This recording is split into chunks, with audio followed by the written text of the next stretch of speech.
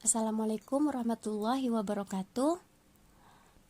Saya dari kelompok 2 ingin mempresentasikan tentang mendengarkan dan merespon.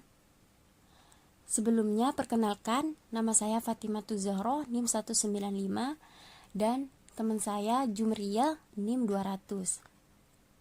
Nah, di sini itu terdapat mendengar dan mendengarkan. Mendengar itu adalah kemampuan fisik Anda untuk mendeteksi suara.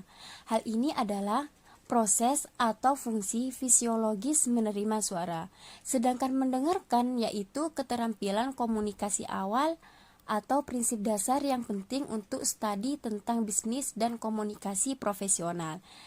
Mendengarkan secara efektif itu dapat memengaruhi kepuasan hubungan seseorang dan dapat menjadi faktor penentu apakah seseorang itu adalah komunikator yang efektif atau bukan. Nah, mengapa mendengarkan itu penting? Karena mendengarkan itu sangat penting untuk membantu meningkatkan keterampilan mendengarkan secara keseluruhan. Kemampuan untuk menjadi seseorang pendengar yang efektif itu berperan dalam bisnis dan komunikasi profesional seseorang dan merupakan prasyarat untuk menunjukkan keunggulan profesionalnya. Selanjutnya yaitu hambatan dalam mendengarkan, yaitu gagal membatasi gangguan. Kebisingan yaitu adalah bagian dari setiap interaksi komunikasi. Kebisingan eksternal itu termasuk gangguan seperti pembicaraan yang terdengar selama rapat, kertas-kertas yang acak-acakan, atau ponsel yang berbunyi di bilik berikutnya. Kebisingan internal yaitu mencakup setiap kondisi atau keadaan internal yang mengganggu kemampuan komunikator untuk fokus pada pesan.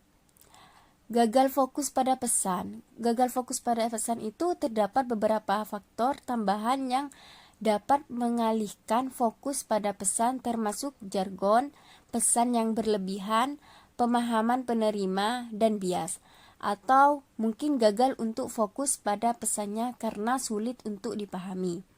Kita juga perlu membatasi bias kita untuk menjadi pendengar yang lebih baik.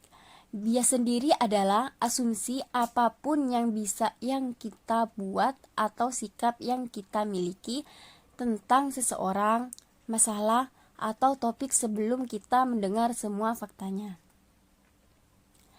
Gagal menjadi pendengar aktif.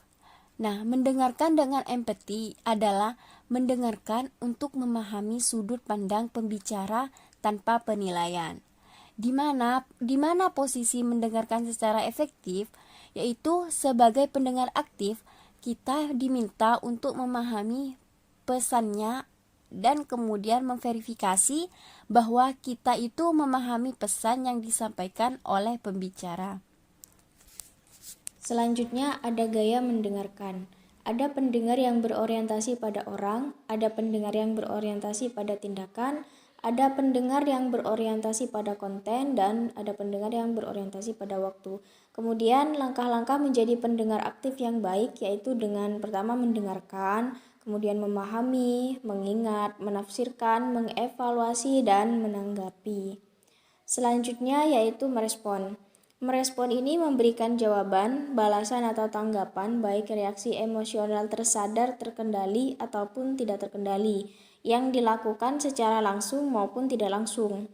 Merespon ini meminimalisir kesalahan dalam proses komunikasi. Reaksinya melalui pemikiran, sikap, dan perilaku. Respon juga merupakan bayangan atau kesan dari apa yang telah kita pahami, amati, dan kita kenali. Respon yang tepat dan positif akan menciptakan suasana yang kondusif dengan kehangatan, dukungan, kemurnian, dan menstimulir.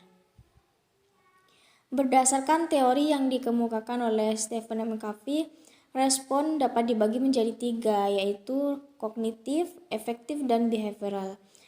Dan faktor terbentuknya respon itu ada 2, yaitu faktor internal dan faktor eksternal.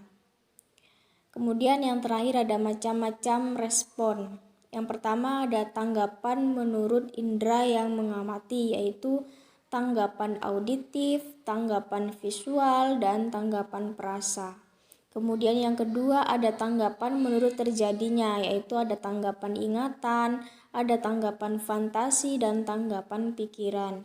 Dan yang terakhir tanggapan menurut lingkungan, yaitu dengan tanggapan benda dan tanggapan kata-kata.